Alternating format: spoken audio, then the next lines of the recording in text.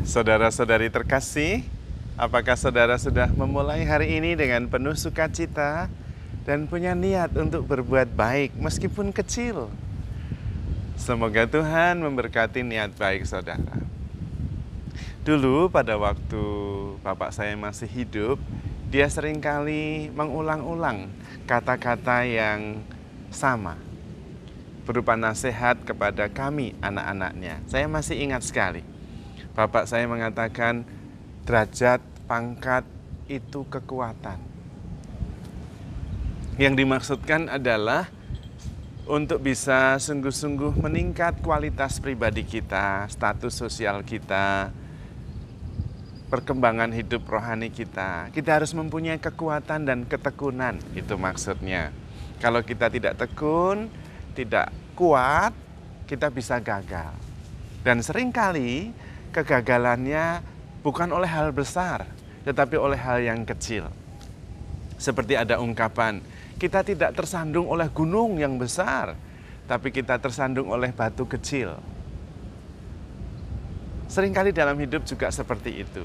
Kita mudah sekali terbelokkan atau terganggu, distracted oleh hal-hal kecil.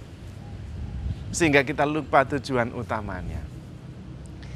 Mungkin dalam hal ini dengan contoh bisa menjadi lebih jelas. Anda dan saya tentu mendengar ungkapan-ungkapan seperti, saya sebetulnya mau aktif, tetapi waduh saya tidak tahan dengan orang-orang di sana. Mereka menjengkelkan, toksik, jadi ya sudahlah, lebih baik saya menghindar. Nah, padahal dengan aktif itu iman kita bertumbuh. Yang penting itu iman kita bertumbuh.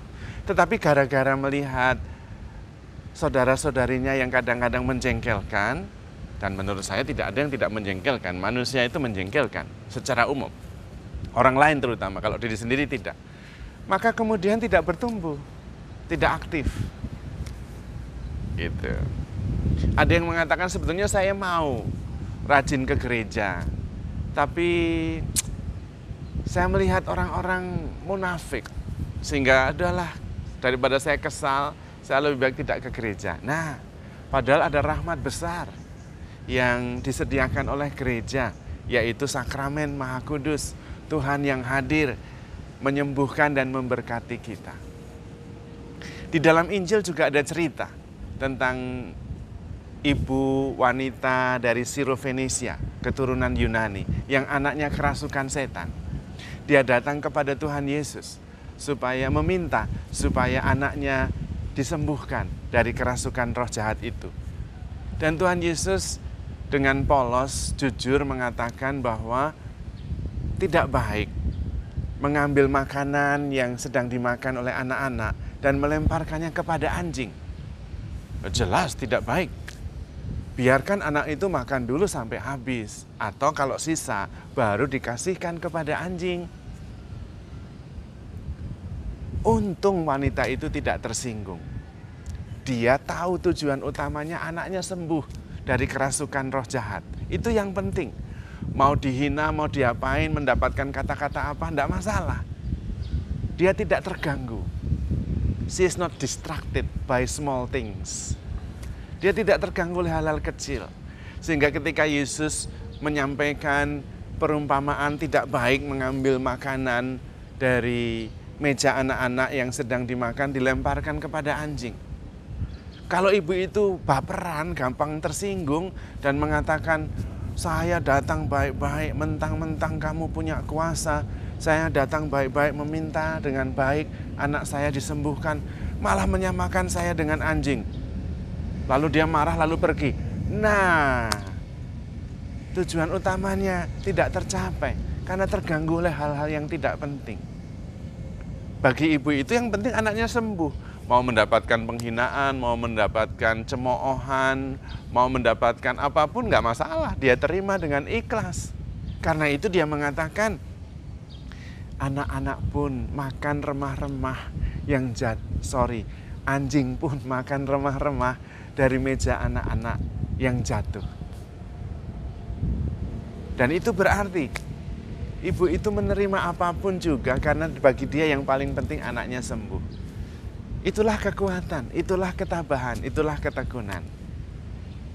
Maka penting bagi kita memegang satu prinsip yang tepat, yaitu bertumbuh dalam iman. Itu yang penting.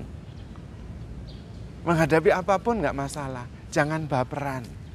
Karena kita bisa kehilangan suatu anugerah besar hanya karena baperan. Sama dengan relasi dalam rumah tangga. Sebetulnya saya mencintai pasangan saya, tapi pasangan saya itu sering menyakiti. Lama-lama saya tidak tahan lagi. Nah, lupa toh, tujuan utamanya itu mencintai. Dulu janjinya itu mencintai tanpa syarat. Tapi karena hal-hal kecil, ya tapi Romo, sesuatu yang menyakitkan itu kalau terus-menerus ya kita tidak tahan kan Romo. Itu seperti paku, dipakukan sakit. Sudah sembuh, kena paku lagi, sakit lagi. Belum sembuh, kena paku lagi, sakit lagi. Siapa yang tahan Romo? Bisa dimengerti, sangat manusiawi. Tapi itulah cinta. Cinta adalah sebuah proses bertumbuh. Mengasihi, akhirnya mengasihi tanpa pamrih. Itu yang penting.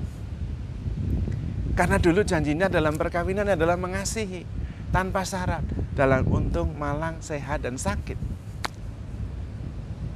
Tidak bisa terganggu oleh hal-hal yang kecil. Tidak boleh juga. Justru makin mencintai. Makin murni dalam mencintai, dan makin bahagia dalam mencintai. Itu yang penting. Tapi Romo, saya itu kalau cerita nggak didengarkan, saya diabaikan, saya sakit, minta tolong, suruh jalan sendiri. Gimana Romo? Saya merasa tidak diperhatikan, tidak diabaikan, tidak ditanyain. Saya pergi kemanapun sehari nggak ditanyain. Lah kalau saya belok, Anda ditanyain. Loh, ya bukan masalah ditanyain, janjinya kan mencintai. Dalam untung dan malang, sehat dan sakit tanpa syarat. Dan jangan lupa tujuan utama kita. Dalam beriman kita harus bertumbuh dalam iman. Dalam pelayanan kita harus bertumbuh dalam iman. Dalam relasinya makin dekat, itu tujuannya. Apapun yang terjadi. Maka saudara-saudari terkasih, kita belajar dari firman Tuhan bahwa iman membutuhkan ketekunan, membutuhkan fokus. Jangan terganggu oleh hal-hal yang kecil-kecil yang tidak penting. Kadang-kadang yang mengganggu itu justru hal yang kecil. Yang membuat kita tersandung itu kerikil, bukan gunung. Gunung tidak bisa membuat kita tersandung, karena besar sekali. Persoalan besar seringkali justru membuat kita lebih kuat. Tapi hal-hal kecil itu bisa membuat kita terjatuh.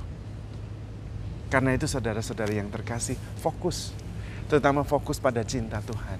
Bahwa kita begitu dicintai. Dan disitulah harapan dan iman kita.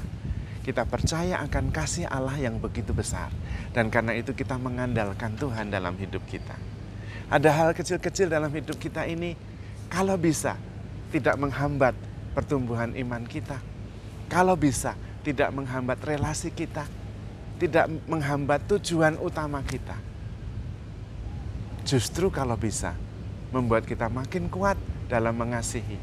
Makin kuat dalam percaya. Karena kita sudah lebih dahulu dikasihi oleh Tuhan.